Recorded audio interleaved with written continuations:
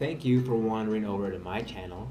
My name is Angel Perez, and in this video I'm going to talk a little bit about myself, let you guys know what's about me, how I grew up, and what this channel is about, or what I want it to be about.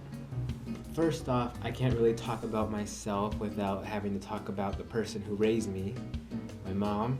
I take it way back. I was raised by a single parent, my mom. She grew up in Mexico, in a town known as Querétaro. Querétaro is known as one of the most cleanest places in Mexico. That's just the actual city itself. Now, if you were to go around the city, pueblitos that are around Querétaro, you will see that that is not the case. There is garbage on the floor, animal feces all over the floor. My mom grew up poor financial situation. She was raised by her mom and her dad. Mom had a total of, I want to say, somewhere between 11 to 13 children. Grandma, she would wake up at 5 o'clock in the morning, go to work all day long, and come back at like 12 o'clock at night or even 2 o'clock at night. She has a very older sister. She was pretty much raised up by her. Dad is like her second mom. My mom grew up in a small house. All 11 of the children lived in one room. They all shared one bed, which was the floor, sharing one blanket, I believe, one or two blankets. And there would be times where they wouldn't eat because my grandma would be working all day. All the money that she earned was for my aunts and uncles to go to school. The only thing she wanted her children to do was to exceed in school. There was this one lady who would take some time out of her day. She owned a little stand. Any leftovers that she had, she would give it to my mom and her brothers and sisters. It wasn't much. It was like half a carton of milk, some couple pieces of bread, some rice, some chicken. This one lady, every now and then, she would have some leftovers over and give it to my mom's brothers and sisters to eat. So that's how basically my mom grew up. She had me when she was about 17, I think, and my sister right after the year after. So we're a family of three. My mom came over to the U.S. illegally. The story behind that, as she was crossing over, she went through everything. She took us when we were I was 2, my sister was 1. Took the hard journey to come over. She crossed the river, she walked through the desert, with my sister and I. Her with a group of like 8. As my mom was crossing over, she got kind of in trouble with the group. Like I said, my mom was the only one who had children. Everyone else was about, I don't know, in their mid-20s, late 20s, 30s. They didn't want to risk the chance of getting caught by my sister and I. He was crying. We went 2-3 days without eating anything, without drinking any type of liquids. So one night, my mom woke up and she found out that the group had left her, except for one individual who decided to stay with her and say, hey, I just want to let you know that the group didn't want to risk it and they went on without you. My mom, at that point, she decided, you know what, this isn't worth it. I have to put my kids first. I don't care if I get caught. The group went through the way they were supposed to go. They were next to a road, so they went like around the road because if you were to go on the road, you would be caught by like the border patrol and stuff like that. So what my mom decided was when the guy said, we can either go back or we can keep following the group. What my mom decided was, let's keep on going, but let's just go to the road. Hopefully we can see someone and they could help me. I don't care if I get caught. If I get caught, they'll just send me back home. I'll be able to feed my children and stuff. So she took the risk of walking on the road with that one person. And because she did that, she was able to make it to the US before the other group. She got to the area where they were supposed to go before the other group. Before my mom left, she had to say goodbye to all her family members. Like I said, she was probably around 20 years old when she came over. So she was the only one of her family members to come over to the US. So she had got her blessing from her mom, from her dad. She said goodbye to everybody. And she made it over. It's a funny story my mom tells me every time we ask, and she tells the story of how she came over. There was a husband and wife that were driving in their very nice, luxurious car. They had nice suits, they had jewelry, they had watches, they had everything. She said that they saw us and they thought my sister and I were adorable. I don't know how, but I guess I was adorable when I was a little kid, and so my sister. They saw that we were hungry and we were thirsty. So what they did was they gave my mom $2, two $1 bills. That my mom thought she was the richest person on earth. She thought it was like $200 or something. Part of the funny story with the $2 bills is the lady who took us in said to my mom, "Hey, I'm going to the store. Is there anything I can get you?" My mom immediately said, "Oh yes, can you get me some stuff?" She pulled out the $2 bills. She gave the $2 bills to the lady and said, "I'm gonna need some diapers, I'm gonna need some baby formula, I'm gonna need some food, I'm gonna need some water, I'm gonna need this, I'm gonna need so many things that cost a lot more than $2. The lady was like, "Okay, I mean, you do know you just gave me $2. And she's like, okay. So my mom said, "Yeah, whatever change is left over, buy my children some chips or some yogurts." She said, okay. What she did was she bought everything my mom asked for. She bought baby formula, she bought the diapers, she bought all the things that my mom asked for, and she bought the yogurt and chips, or I forgot what she asked for the change. That's the way I was brought up to this world. I was brought up with a caring family. My mom knew what came first, what can be put aside. Growing up, we weren't always the richest people. My mom worked multiple jobs throughout my entire life. She still is working multiple jobs. Seeing my mom wake up at like the same as her mom, 5 o'clock in the morning, not coming home till about 9. She came home for breaks. Like, she would come home ending one shift of one job, come home, rest for like 20-25 minutes, go to her next job, rest for another 10-15 minutes, then go to her next job. During those times, she would make sure my sister and I had something to eat. She made sure all our schoolwork was done. She made sure that we were safe. I was growing up in a small town as an illegal immigrant. As an illegal immigrant, you don't want to make any, scene. You don't want to be in any type of trouble. We just never got into problems. We were never, we don't have any major issues. And because of that, we were able to become residents and on our way to becoming citizens. How I became a U.S. resident to hopefully a U.S. citizen was one day my sister and I were was at the house. We were watching TV. It was around 4:30, and that is the time my mom usually gets home from work, from one of her jobs. She hadn't come home yet. So my sister and I looked at each other and said, she might be running a little bit late. She might be, staying a little bit later than usual.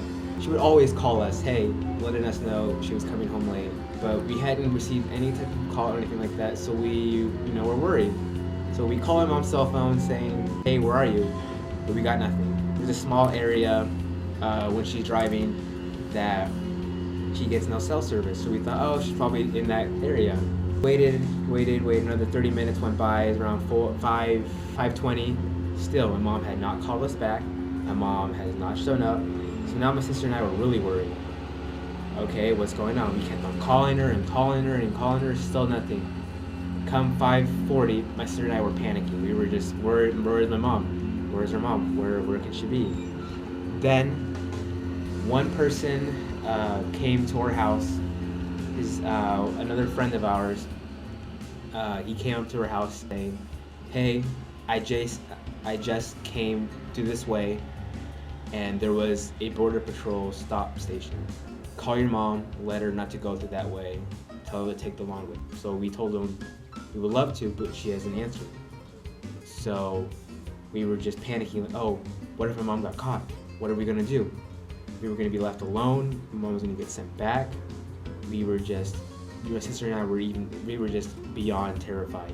He offered to stay with us for a little bit to wait to see if we got any reaction from anything, or we would get any sign that everything was okay. Then another probably 5 to 10 minutes later, after he was waiting with us, we got a call from the first people that knew us when we got here. They said, "Hey, I just came from that station. They have your mom. Your mom is in the back of a vehicle, of a border patrol vehicle, and they're gonna send her, I don't know where, but they have your mom." When I heard that, I couldn't think. Everything just went blank, dark.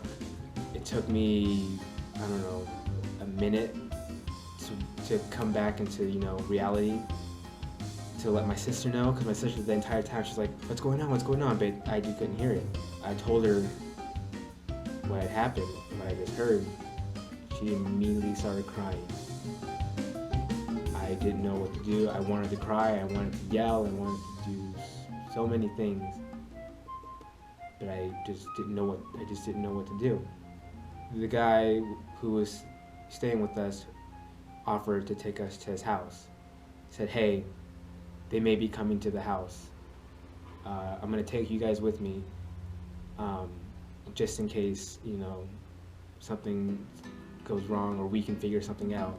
So we said okay, and my sister and I went with him. At the time, we had a pet cat. I picked her up and we took her with us. So it was my sister, a cat, and I, and we went to this person's house. We were there for about 10 minutes. He gave us food, he gave us some water, tried to calm us down, my sister especially. He got a phone call from the guy who called and let me know. They said, "Hey, bring the children to our house. Their mom has already set up plans a long time ago when she first arrived, what would happen, or what we should do if she were to ever get caught, or if we were to ever get caught." So we said okay. He told us saying, "Hey, these people just told me that your mom has set up a plan with them for this type of scenario." We said okay, because we trusted them with everything that we had. We trusted them with our lives. So we said okay. So he took us to their house. We were at their house for about 40 minutes, and then they got a call, and lo and behold, it was my mom. They said that I had no criminal record for X amount of years, and they're gonna let me go. They're gonna say, "Hey, you have a chance. Put in a file to get citizenship approved. You're gonna go through court, and through court they're gonna decide if you're eligible to become a citizen or not." They told my mom they're gonna let her go. They're gonna take some fingerprints. They're gonna give her a date of when she needs to show up for court, and they let my mom go. After that, we saw her mom again. At that point, I lost it. I was crying of joy. My sister was just bawling her eyes out with joy, and it was something I wish no one would have to go through. From there comes now. Some things about me. I was actually named after an actor, according to my mom. She really liked this one actor out of this TV show, and she said, I'm gonna name my child after that actor. I grew up in a small town, very, very small town, known as Quilcene. I grew up in a very small school, which I like, which I'm kind of happy I grew up in a small school. You knew everybody. The community was always eager to help anyone who was in need of help. Seeing that, was amazing. How there was just so many people that would be willing to help, and I may not have been the person I was today if A, we would have been raised in Mexico, B, we may have been raised in a bigger city. I'm very thankful for the way I was raised up, and because of that, I'm always like, if people were to ask you, hey, do you know Angel, what is he like?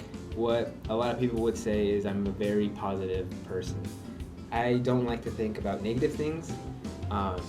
Yes, there are times where I, can't always be positive 100%, but I try to the best of my ability to not let that show. Some other things about me is I'm into a lot of different things. I'm into music. I'm into video games. Oh, come on, I totally got him first. I'm even into chick flicks. Why did Lucas Scott have to leave? And who is A? I'm into vehicles. Whenever you work on your vehicle and you go underneath the vehicle, always have the jack stand, car jack, and a tire underneath your vehicle. That way it won't fall on you. I'm into the gym life. I got about 20 more sets, 15 reps each. It's gonna be a while. And so many other things. And the reason for that is I like to try multiple different things. I want to be able to connect with many, many people. There may be some people who aren't very, willing to talk unless you talk about what they like and stuff. So if I can get myself to like a little bit of everything, I will have that little small connection with someone, and I can make that, get bigger. So the last part of this thing about my channel, as you've seen, it has my name and then it has IHO. What IHO stands for is individuals help others.